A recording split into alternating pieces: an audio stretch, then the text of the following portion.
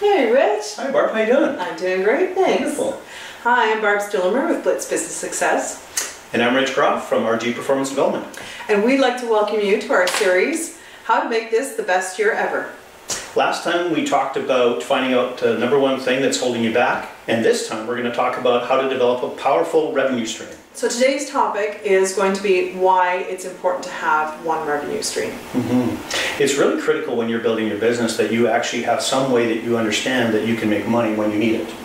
How do you get new clients and how do you get them to come on board so that you can do your business is really critical. So having that focus is really important. Exactly. The process itself is there's systems that have to be in place to make one revenue stream work. So when you're trying to develop a process, it's really hard to develop several processes at one time. Right. So looking at one system and getting it to work the way you want it to work, to actually produce the things that you want it to produce, is critical. And once you have that one in place, I know you've said this before, once you have the one in place, then go ahead and start adding the extra stuff. But having one in place first is really critical.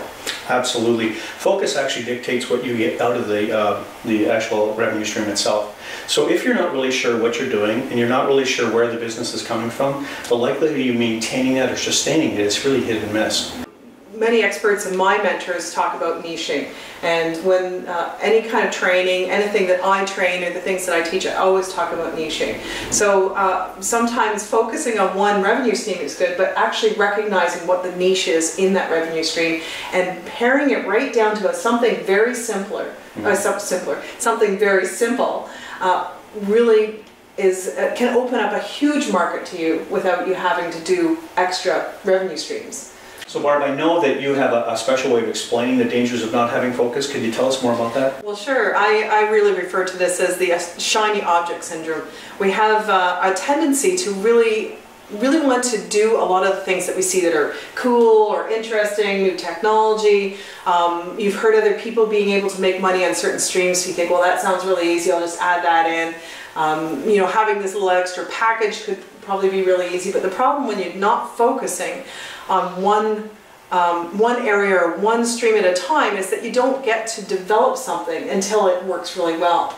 And I know you were talking earlier about when you try to develop it to a point where, and then you decide to go into something else, and you're never really perfecting it. Now, what was it, the point you were making? Well, my point is always that we're always leaving it just about the time that it's going to break through. Yeah.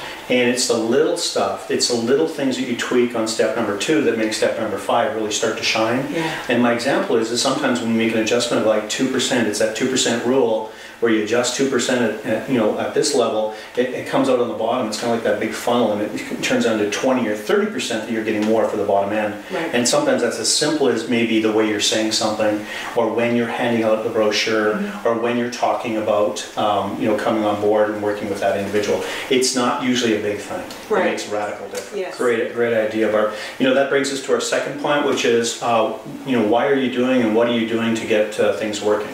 Right. So you want to look at things that you do really well, things that already are working for you, or that if you're going to model it after someone else that you know are working really well. So start with a product or a service that work really well, that you know your clients need, and niche in on those clients so the focus is still there, and pick something that you really do well. The point that I like to bring up is perseverance.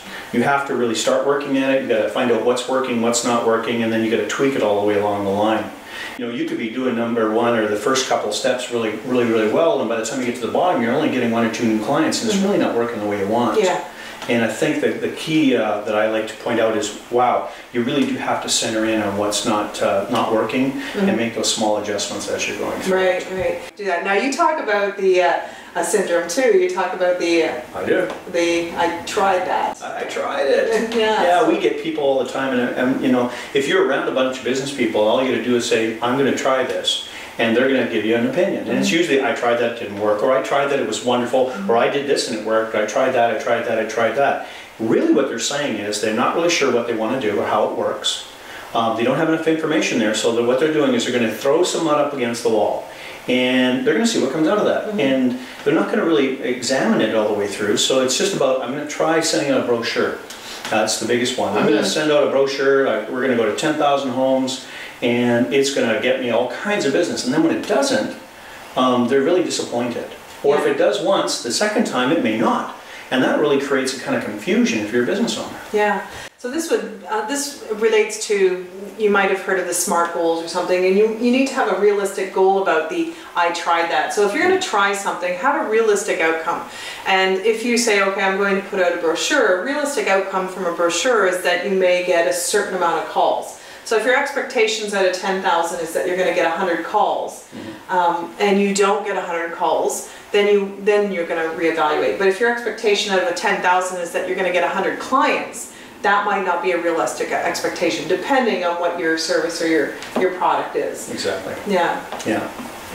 So then the question becomes, and our third point is, how do you really do all this? Because we've got some of the concepts on the table now, and it's like, okay, I'm starting to get it. You know, I'm hoping that you folks are getting it. You're starting to see that, wow, I got to stick with something and figure it all out. And what we want to do in the next few minutes is actually give you a kind of a little bit of a blueprint that's going to get you focusing in on how this really works. So you can put it to use in your business, and when you get one stream going and you really tweak it, well, that's just a great way to sleep at night, because you know every time that you need to increase your sales, you can just go ahead and do this revenue stream over again, and wow, you've got new clients, and that's an exciting process. So let's talk a little bit about the step-by-step, if you will, about how to put a process together. Okay. I know when I start any new product line that I'm looking at, the first thing I do is I pick something that is in the area of what I want to work on, something that I'm an expert at, something that I know my clients are going to need.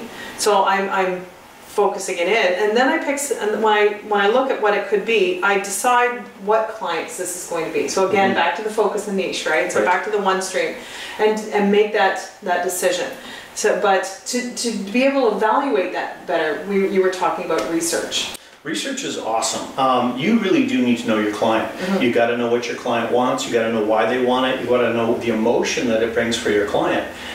Very frequently, as business owners, we try and talk to people about the stuff that we've got or the service that we've got, but really they're not buying that. Everybody wants to buy, but they want to buy an emotion. They want the gain emotionally that they get from that, whether it's peace of mind, or if you're selling locks and strong doors, it's peace of mind. If you're selling a service, it might be that I want the freedom of not having to clean my own home. But regardless of what it is, it's the emotional attachment, or I call it the emotional hook, that people are after. And if you can convey the emotional hook, if you know what the emotional hook is, wow, now you've got some really informative information. From there, it's about the language that the client uses. You've got to be able to talk the client's language. If you can't talk their language, it's like two people trying to talk, that one person speaks a foreign language and you may speak English, and it's just not going to get the communication across, although the body language does help, but it's not quite the same. So things have different meanings. It does. A really great exercise you might try is to create a list of statements that your client might be saying, things that you might hear them say as far as what kind of needs they have. So that, with the locked doors, it might be, I'm scared at night, or I'm afraid to be alone in my house, or I'm afraid something's going to happen to my children if I leave them alone, or whatever the statements are. So start building a list of the things that your clients are actually needing or worrying about or fretting about or requiring. And when you build that list, you can start answering those questions for them. So by answering the questions, you now have the statements of your marketing that you require to actually sell your products. Right. Now that's obviously sounds like a simple concept. Unfortunately, it's very difficult for most of us, because we don't talk about the benefits. We talk about the features, we talk about the advantage to having that lock, but we never really talk about the emotional benefit. Emotional benefits are huge. If you can figure them out for your business, it's a gold mine. And so in your success cycle, that's step one. So understanding the pieces in your success cycle are the next piece. Right, so let's give you an example that you can kind of grab a hold of, and every one of these will be slightly different. But let's say you're going to do networking. Networking is, most of us know, is where we go out and we'll get involved with a group of other business people. We'll start to talk to them about our services, our products, and sometimes they're organized meetings. Sometimes you're doing it when you're actually at the coffee shop, or you're meeting them at lunch. But however you do it, there's a certain process to it. So let's just go over step by step. So the first step to that is really about deciding where you're going to meet your client. Where are you going to find people to talk or network with, or in some way, shape, or form come in contact with? So that's your first step. The second step is, what are you going to say to them to create an interesting conversation? to build rapport.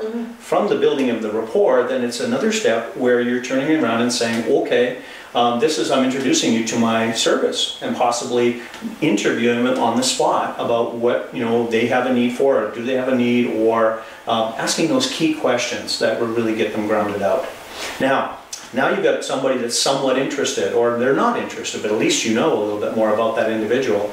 From there, it's like, can you get them into a coffee meeting or an appointment where you're talking more about the service that you have to offer. Right. And all of those have success cycles to them. So you might go and talk to 20 people, and from 20 people you might get to the place where you're actually having a conversation at coffee with maybe 10 of those. So that's a ratio right there. And so basically 1 out of 2 is going to get to the place where you're doing that. From there, it's like, can you take them through your client process, and how many of those actually become clients and how many don't? Yeah. So step by step, it's important to understand. And I know a lot of people, when they start with their networking, now Rich is specifically talking about meeting up with people that may become clients, but a lot of times you have to define, before you even make these meetings, Good point. whether or not, what kind of networking connection this is going to be. What do you expect? And this goes back to what we just talked about. You have to define what the outcome is going to be. Right. So it may be that you're creating a referral partner. It's someone that you know will be able to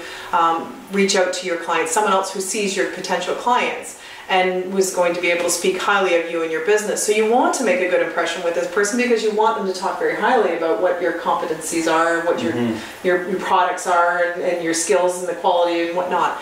So that's one. And the other, of course, is being somewhere where you can be with your clients, to be able to initiate that first meeting so that you can get out to have your coffee with them. So the pieces after that really come into the place where now you're sitting there and you're really taking them through a client process. Your client process is really critical. Just to give a couple examples, I have one individual that made a small tweak in the wording that she used in her particular business, and it will, I know for a fact, radically change the outcome of how many appointments she's getting and how many people are showing up for the appointments. I talked to another individual who said something absolutely brilliant to me. He was in the insurance industry, very specific line of insurance, and he said, my competitors will not do a go rate to the client's business because it takes too much time. And so you can only get a certain number of people you can talk to in a day, maybe 4 or 5, whereas they like to go to this other venue and meet all these people. He says, I'll take the time to go meet these, but the thing that's exciting is that more of them convert to possible clientele. And he says, so in the end, I'm actually ahead, not behind. Right. So, knowing your niche market, knowing what it is you do well, and you can tailor this to your style of business so that you don't have to be anything that you're not as a human being. Your personal integrity, you're walking through it, you're going to attract more clients into your client cycle, and you're going to be able to help a lot more people. So some of the stories of people who've become very successful in life all start with a single revenue stream. There was a vendor in New York City, I'm listening to Outliers right now, so I'm really enjoying that. And the vendor in New York City, and he started by selling aprons, and he became known as the apron man or the apron guy, and he sold thousands of them. Yeah. Him and his wife making them, and they got so good at it that they were able to branch out into other clothing lines, and his 3 sons became tailors and clothiers in New York City and became very well known. So it's easier to branch out when you're an expert in one level. And the great part about having one efficient revenue stream is you know how to make money now. And typically, if you've got really one revenue stream that's producing a powerful amount of results for you, and you've worked it all the way through, you will find yourself sufficiently busy from that. It won't be the end of your business. It'll be a great start. You'll find that you'll be sleeping better at night. You're going to be getting what you need out of your business to make it work. So you won't be in the place of starving in your business, which is awesome when you're starting off. And now you have your systems in place. So building the next product line won't take you as long. Same principles, different product line. I love it. So thank you for joining us on how to make your best year ever. And this particular topic of developing one powerful revenue stream. Right, and we would love to hear from you. Please feel free to put your comments below, and we will be happy to reply to the comments that you have. And if you have any suggestions or if you've done things that have really worked well for you, we would love to hear that as well. We would love to have you join us next time when our next topic will be support teams that will help you to have your best year ever. Till then, have yourself a phenomenal week. Thanks. Bye. Bye.